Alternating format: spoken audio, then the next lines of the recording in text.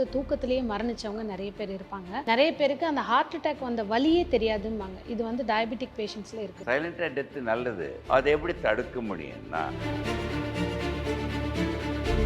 Triglycerides என்ற cholesterol 150 மில்லிகிராமை தாண்டக்கூடாது. LDL cholesterol என்பது 100 தாண்டக்கூடாது. So அதுக்கு முக்கியமான காரணம் பாருங்கள், ட்ரைக்ளிசரைட்ஸ்க்கெலாம் ட்ரைக்ளிசரைட்ஸை கூட்டம். அது உணவிலிருந்து வருகின்ற கொலஸ்ட்ரால். இது எதுவுமே நீங்கள் சாப்பிடல, அப்பவும் கெட்ட கொலஸ்ட்ரால் ட்ரைக்ளிசரைட்ஸ் கூட எப்போ தெரியுமா? அந்த குட் கொலஸ்ட்ரால், அந்த எஸ்டிஎல் கொலஸ்ட்ரால் 50 மில்லிகிராம் அது உணவிலோ மருந்திலோ கிடையாது. உங்கள் கல்லீரல் மட்டும்தான் சுரக்க முடியும். எப்போ அது சுரக்க வைக்க முடியும்னு சொன்னீங்கன்னா,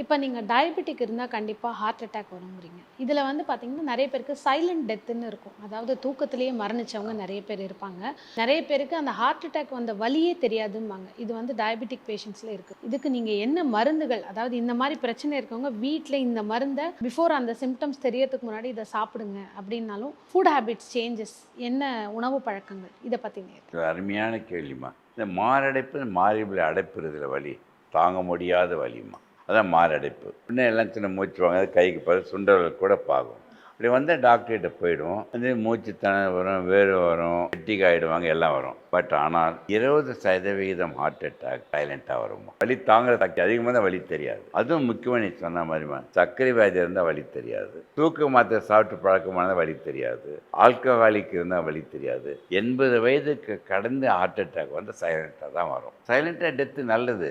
அதை எப்படி தடுக்க முடியும்னா, ஒரே வழி, அவங்க பீரியாடிக்காக செக்கப் பண்ணுவாங்கல்லம்மா. இந்த நிலையில் வச்சு ஒன்று சொல்கிறேன், 20 வயதான ஆண்கள் பெண்கள் அனைவரும் 5 டெஸ்ட் பண்ணிடணும்மா. Blood sugar, cholesterol, blood pressure, ECG, X ray test. இது 5 20 வயசில் எடுத்துகிட்டு 5 வருஷத்துக்கு ஒரு தடவை பண்ணிகிட்டே வரணும்.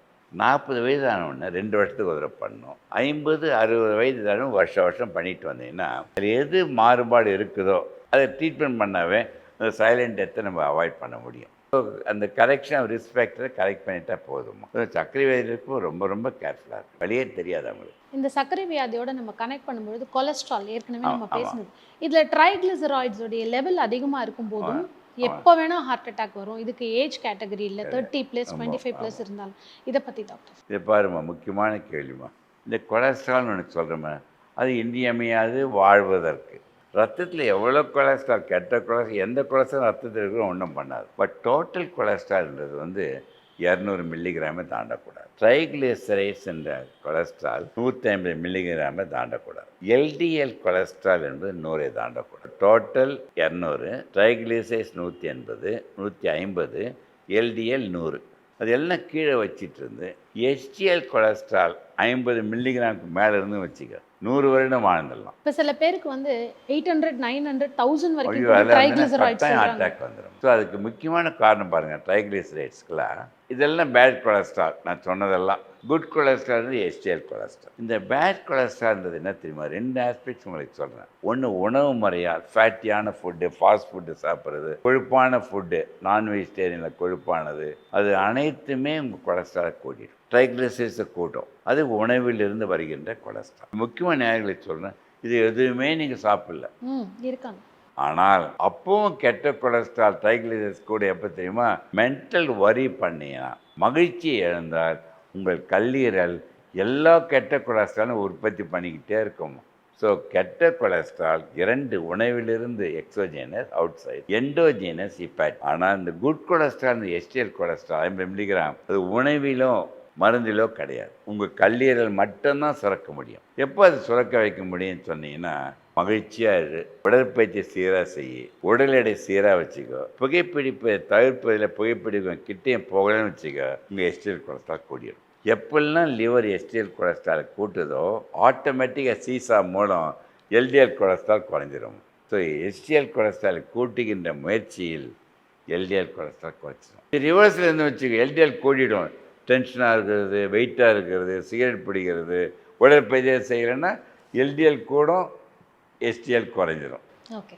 ஸோ எல்லாம் இந்த லிவர் வந்து பேலன்ஸ் பண்ணுறது வாழ்க்கை முறை தான் முக்கியமாக இருக்குதுன்னு நினைக்கிறேன். இப்போ நீங்க லிவர் இது கூட கனெக்ட் பண்ணும்போது ஃபேட்டி லிவர் ஆமாம், அப்படிங்கிறாங்க. ரொம்ப இப்போ நிறைய அதிகமாகிடுச்சு. இடத்துல கேள்விப்படுறோம் இப்போ fatty liver. எல்லாத்துக்கும் வந்துடுச்சு. இப்போ பாருங்க, cholesterol, sugar, pressure, fat, ultrasound, fatty liver.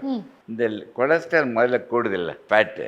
அது ஃபஸ்ட்டு கூடும்போது லிவரை சுற்றி ஒரு கோட் பண்ணிவிடுமா, அதான் ஃபேட்டி லிவர். இந்த ஃபேட்டி லிவரை சரியாக ட்ரீட் பண்ணலாம் வச்சுக்க, அதிகமாகி அதான் சிரோசிஸாக மாறுது. இன்னும் அதிகமாச்சுன்னா லிவர் ஃபெயிலியர், லிவர் கேன்சர் கூட வரத்துக்கு வாய்ப்பு. பயமுறுத்தலை, ஃபேட்டி லிவர் இஸ் ரிவர்சிபிள். இதை பாருங்களேன், உணவை பற்றி சொல்லும் பொழுது கொலஸ்ட்ரால் பற்றி அருமையாக கேட்டீங்க. ட்ரைக்ளிசரைட்ஸை குறைக்கணும்னு வச்சுங்க, அதுக்கும் சில மருந்துகள் சாப்பிட்ணும்.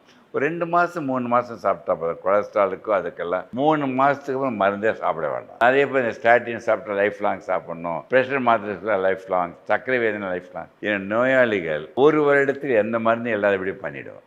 என் நிலைக்கு கொண்டு வரதை நான் பார்ப்பேன். நிச்சயமா. ஸோ அதுக்கு முக்கியமாக ஒன்று சொல்கிறேன் பாருங்களேன்.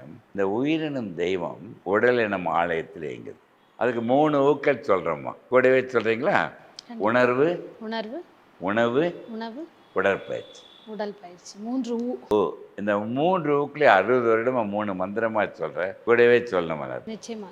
எண்ணுகின்ற எண்ணம் சீராக, எண்ணுகின்ற எண்ணம் சீராக, உண்ணுகின்ற உணவு சீராக, உண்ணுகின்ற உணவு சீராக, சீரான உடற்பயிற்சி. சீரான உடற்பயிற்சி. இந்த 3 மந்திரங்களை கடைப்பிடித்தால் உங்களுக்கு குட் கொலஸ்ட்ரால் கூடும், கெட்ட கொலஸ்ட்ரால் போயிடும், ப்ரெஷருக்கு மருந்தே தேவையில்லை, சர்க்கரை வியாதிக்கு இந்த 3 மந்திரத்தை ஒன்று விட்டால் கூட எதாவது சாப்பிட்டுக்கிட்டே இருக்கணும். கண்டிப்பாக. அதுதான் சக்தி. இந்த 3 மந்திரங்களை கடைப்பிடிக்கும் போது என்ன ஆகுது ஒன்று சொல்லிடுறேன். இப்போவே எவருக்காவது பார்க்குற நேரம் 95 பங்கு அடைப்புறதுன்னு வச்சு 3 மந்திரங்களை 1 வருடம் கடைப்பிடிங்க. இந்த கொஞ்சம் கொஞ்சமாக பறிஞ்சு அந்த அடைப்பு போயிடும். 3 மந்திரங்களை எவன் கடைப்பிடிக்கின்றானோ இரத்த குழாயில் கீரலே விழாது. அந்த 3 மந்திரங்களால் ரத்தம் கிளாட்டும் ஆகாது. ஸோ அந்த மந்திரங்களுக்கு செலவே இல்லை. தாரக மந்திரம் உன்னை காப்பாற்றுறது. இன்னொன்று சொன்னால் ஆச்சரியப்படுவோம்மா, உங்கள் அப்பா அம்மாவுக்கு, தாத்தா பாட்டிக்கு ஏதாவது உனக்கு sugar, pressure, cholesterol, heart attack, cancer எல்லாம் வந்துடுச்சு. ஒன்று குட் நியூஸ் எல்லாருக்கும் சொல்கிறேன் உங்கள் மூலம். நான் சொக்கலிங்கன்னு சொல்லுகின்ற 3 மந்திரங்களை வாழ்க்கை முறையாக மாற்றி வைத்து கொண்டால் 9 வருடத்தில் அந்த ஜீன் அந்த வியாதியின் தன்மையை இழந்துடுதுமா. 4 வருஷத்துக்கு வந்து நியூயார்க்கில் கண்டுபிடிக்கப்பட்டது. அங்கே 22,000 பேர் டாக்டர், நான் ஒரு 20 மினிட்ஸ் பேசினேன்.